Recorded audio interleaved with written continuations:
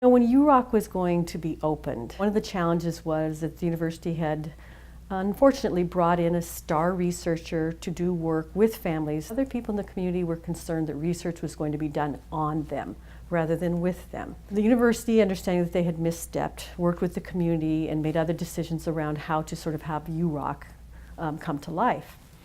But after a couple of years, there were many in the community who still needed and wanted work with families around their challenges with trauma. And so we picked that back up, but we wanted to go about it a little bit differently than the university had done the first time around.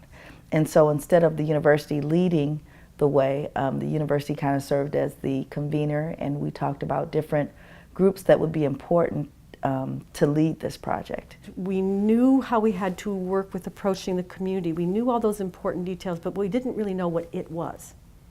We just had some ideas. You know, we originally thought that we would be staffing these groups and kind of observers, kind of outside of the work that was happening.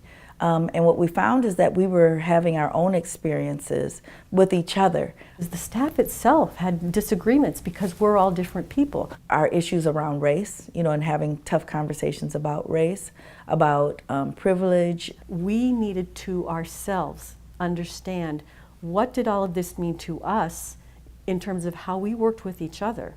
So we'd had to do our own self-study on ourselves as a staff in order to move the project forward and make decisions. We didn't want to be the driver for what was the outcome.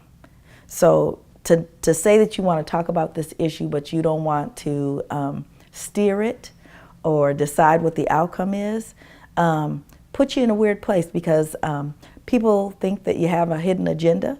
I definitely did have an agenda, and I did share it.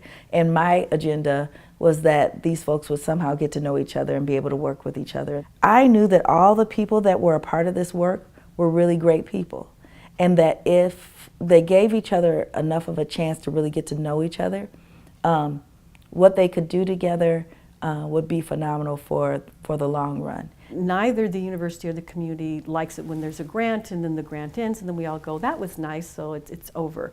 The idea that we would not continue this process doesn't make any sense because we have not resolved issues around trauma. UROC is not pulling out, we're just pulling back because we do know that that the community has the assets to move forward. We wanted the individual groups to step up and take leadership to sustain it, and it looks like that's what's going to happen.